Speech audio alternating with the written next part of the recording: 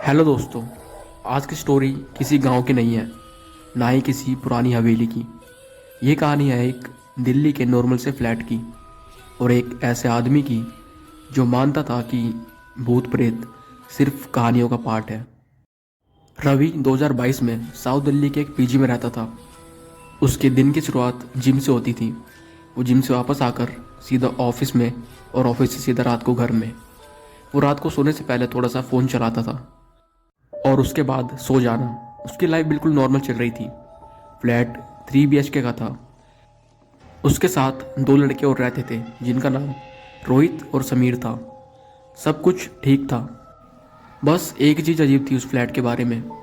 रात को 2 बज के करीबन 17 मिनट के आसपास, हर रात ऑलमोस्ट एग्जैक्ट टाइम पे, उस टाइम किसी के चलने की आवाज़ आती थी, जैसे कोई उनके रूम के आसपास नंगे पैर चल रहा हो।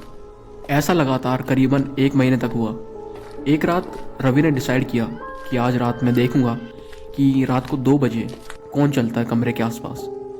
वो रात को 2 बजे तक जग रहा था। तभी 2:17 जैसे ही हुए, उसको कदमों के चलने की आवाज़ आने लगी, ठक ठक करके। वो अपने रूम का दरवाज़ा खोल के हॉल में गया, लेकिन हॉल में कोई भी नहीं था। अगली सुबह जब रवि अपना जिम से वर्कआउट करके वापस घर आ रहा था, तो उसके पड़ोस में उसे एक आंटी ने रोका। उन्होंने सीधा उससे पूछा एक भारी आवाज़ में, बेटा तुम लोग रात को कौन सा टाइम नहाते हो? तो रवि उन आंटी से कहता है, आंटी सुबह ही नहाते सब।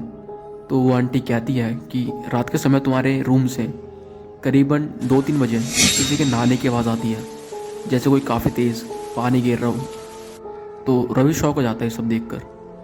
वो आंटी से पूछता है, नहीं आंटी, हम रात को तो कोई नहीं नहाता हमारे में से। तो वो आंटी थोड़ी देर चुप रही, फिर उसके बाद अचानक से बोली कि इस फ्लैट में पहले भी एक लड़का रहता था, उसने इसी फ्लैट में सुसाइड करा था। अब आंटी की बात सुनकर रवि को सब समझ आ रहा था कि उनके साथ रात को कौन चलता है उनके रूम में। रवि ये बात अपने रूममेट्स को बताता है और उस रात ये लोग तीनों साथ सोए थे एक ही बेड पे, ताकि ये लोग पता कर सके कि हमारे साथ क्या हो रहा है। ये लोग रात को 2:17 का इंतज़ार कर रहे थे। 2:17 हो गए, फिर 18, फिर 19, फिर 20वें मिनट पे इनको किसी के चलने की आवाज़ नहीं आई। इस बार इनको बाथरूम से किसी के गुनगुनाने की आवाज़ आई, जैसे कोई इनके बाथरूम में नहाते समय अपनी आवाज़ में कुछ गुनगुना रहा हो। ये आवाज़ सुनकर इन तीनों के पसीने छूट चुके थे।